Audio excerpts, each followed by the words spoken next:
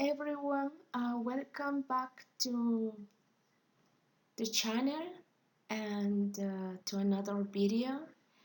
This video is going to be in English while I'm trying to practice my English as much as I can. So right now I'm gonna read 2 pages of this book, How Increase Your Financial IQ with Robert Kiyosaki. So please, if you want to correct me, you can let me know in the comment, and thank you in advance. Here I go. I am reading page 183 and 184. Again, this is an example of a different English dialect reflecting a different mirror neuron brain. Every group speaks a different dialect. For example, when golfers get together, they speak a completely different form of English. When they talk about a birdie, they are not talking about shooting wild birds on the golf course. Wherever you go in the world, if one golfer says to another golfer, I made a birdie, every golfer knows this person scored one below par, which means it was above average play. In the same way, simply but rich people speak a different dialect. It is a matter of different brains and different mirror neurons. That is why crossing the bridge at age 9 was life-changing and why I do not live below my means or diversify. This is why even when I was broke, I did not drive cheap cars, wear cheap clothes, or live in a cheap neighborhood. It's a matter of mirror neurons and of standard of living. Today, neuroscientists believe that mirror neurons are the most powerful learning parts of our brains.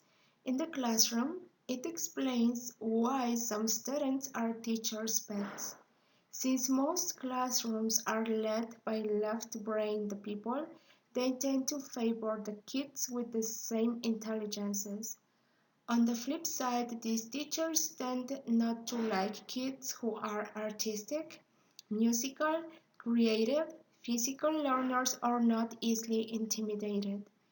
By the time they're college age, most of the kids who are not linguistic and logical mathematical are gone. They have been labeled and eliminated sadly. The kids who are eliminated often leave school feeling stupid. Imagine if that happens to you at an early age. How does this label affect the rest of your life? In an experiment conducted by Harvard professor Robert Rosenthal and Leonard Jacobson in 1966, teachers were told that certain kids in their classes were geniuses even though they were not. In almost all cases, those kids received exceptionally high grades. In other words, researchers found that it was the teacher's perception of the child's intelligence that had the greatest influence on a child's learning. And the world of investing this is called a bias. In race relations, it is known as a prejudice.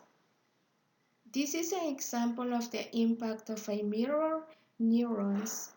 In simple terms, mirror neurons mean our brains are like television transmitters and receivers, even though we are not physically talking to another. Our brains are communicating at very deep levels. For example, when we walk into a room, most of us can immediately sense who likes us and who doesn't, even though nothing is said. This is the worst part. I learned that if I did not feel good about myself, people did not feel good about me in many instances. Another person is only sending back what I am broadcasting. In other words, if I think I'm a loser, other people will think of me as a loser. The good news is that you and I can change their perception of us by changing our perceptions of ourselves. This can be done by adapting our mirror neurons. It is not easy, but it can be done. For example, if I had not changed my perception of myself, I would never have met and married a beautiful woman like Kim. I wouldn't be financially secure today.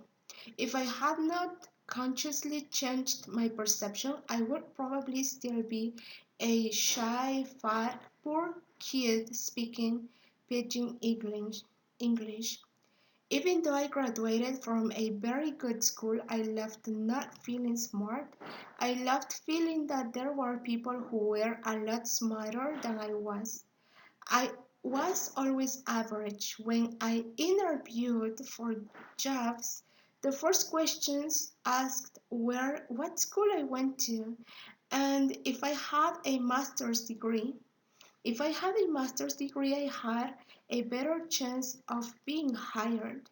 Once again, even though I was in the business world, I was still in a classroom in a world dominated by left-brain intelligence.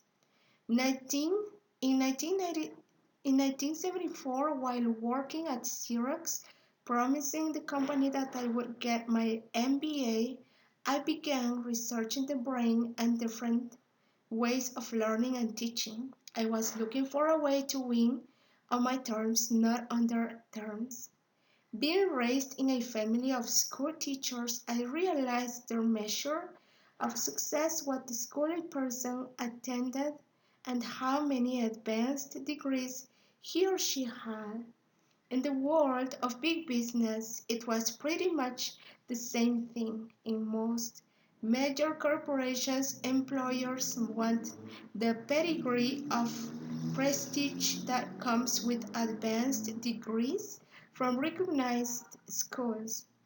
In other words, graduates from Ivy League schools are better than graduates of state universities, who are better than graduates of community colleges. In the world of big business, the school you attended can give you a better job, a better title, and a better paycheck. That is the measure of success.